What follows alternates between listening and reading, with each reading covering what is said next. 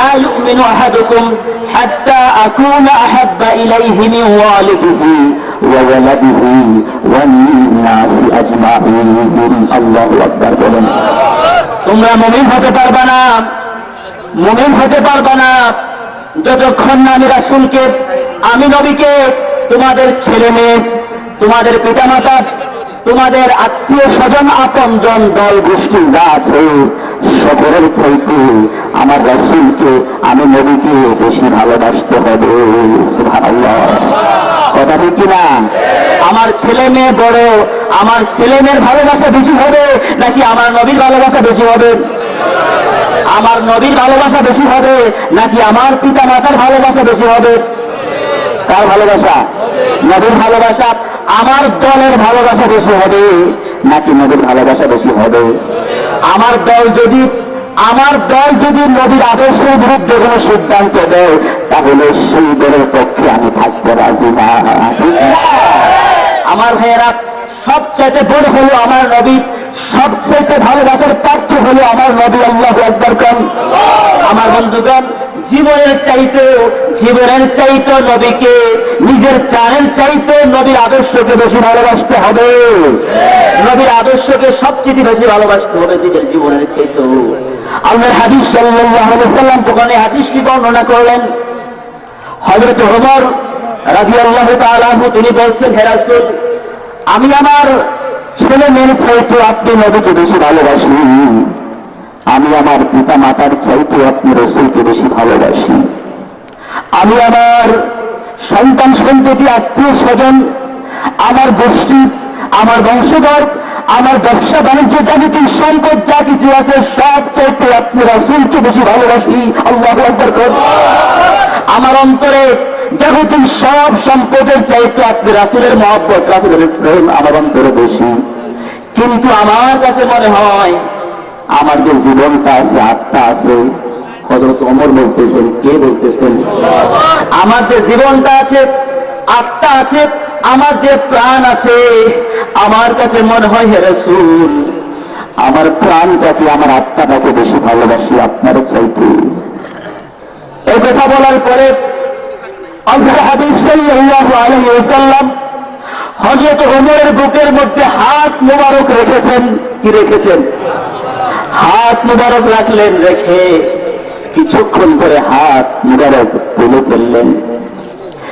এরপরে ওমরকে বলছে, ওমর, ও ওমর, এখন বলে তোমার অবস্থাটা কি?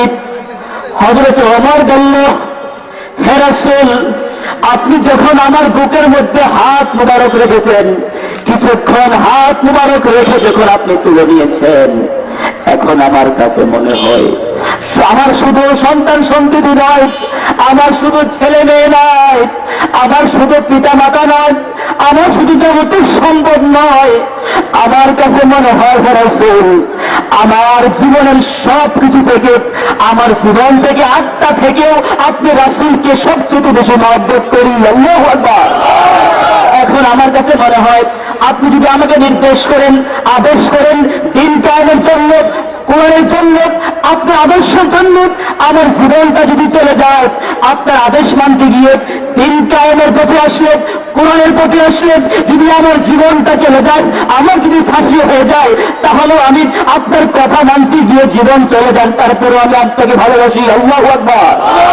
দিন কায়েমের পথে যদি আমার জীবন চলে যায়, আপনার আদেশ মানতে গিয়ে দিন কায়েমের পক্ষে থাকতে আমি রাজি আছি। আল্লাহু আকবার। আমরা কি রাজি আছি কিনা? রাজি আছি কিনা? নবীজি পৃথিবীতে একটা উদ্দেশ্য এসেছেন। বলেন কয়টা উদ্দেশ্য? জোরে কোন কয়টা উদ্দেশ্য? নবীজি ঘর সংসার ছিল, ছেলে মেয়ে ছিল, ব্যবসা বাণিজ্য ছিল, সব কিছু ছিল, কিন্তু নবীজির জীবনের টার্গেট ছিল কয়টি? উদ্দেশ্য ছিল কয়টি? যারা পারেন পড়েন। হুয়াল্লাযী আরসালা রাসূলাহু বিল হুদা ওয়া দীনিল হক লিইয়ুযহিরাহু আলা দ্দীনি কুল্লিহি ওয়ালাউ কারিহাল মুশরিকুন। আল্লাহু আকবার বলবেন না? নবী রাসূলদেরকে আল্লাহ একটা মাত্র উদ্দেশ্য পাঠিয়েছেন, পৃথিবীতে মানব রচিত মতবাদকে উৎখাত করে, পৃথিবী থেকে মানব রচিত আদর্শকে উৎখাত করে জমিনটার জমিন কার? বিধান চলবে কার? আল্লাহর জমিনে আল্লাহর বিধানকে কায়েম করার জন্য একটা মাত্র উদ্দেশ্য, আল্লাহর জমিনে আল্লাহর বিধানকে কায়েম করার জন্য আল্লাহ পাক নবী রাসূল পৃথিবীতে পাঠিয়েছেন। যেরকম সুবহানাল্লাহ।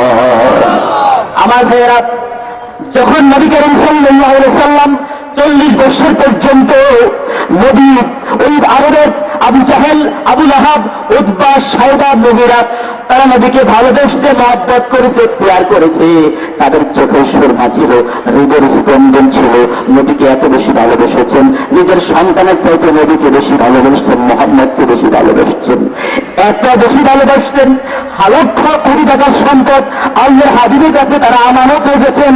এরা এক বাক্যের দৃশ্য নবীকে উপহার দিয়েছেন আল আমিন। আল্লাহু আকবার। আল আমিন উপাধি নবীকে কাফেররা দিয়েছে না মুসলমানরা দিয়েছে?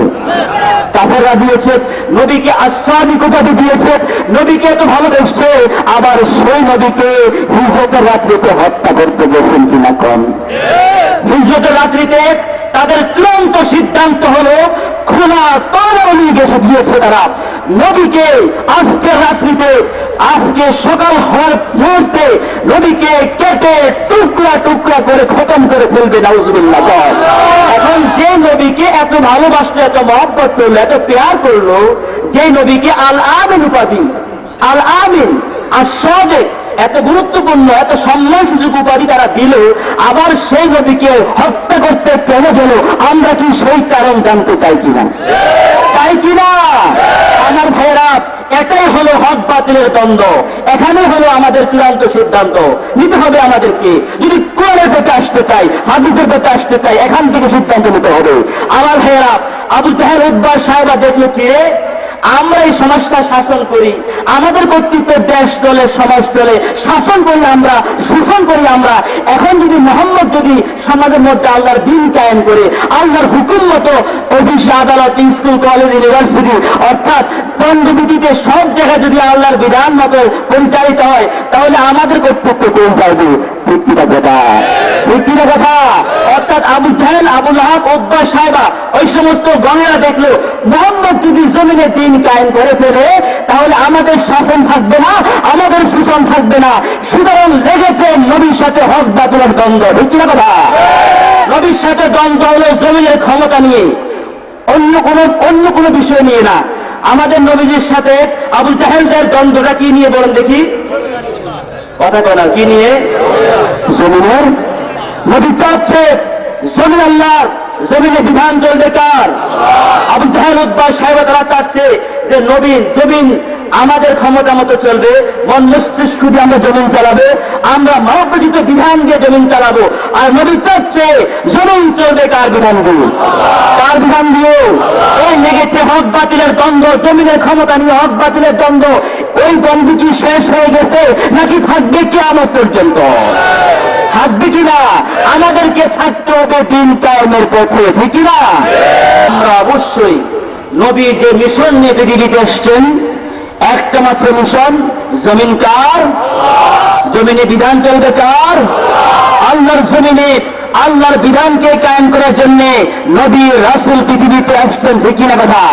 সুতরাং আর জমিনে বিধান, আল্লাহর জমিনে আল্লাহর আইন কায়েম করা অর্থাৎ দ্বীন কায়েম করা কি ফরজ না নফল?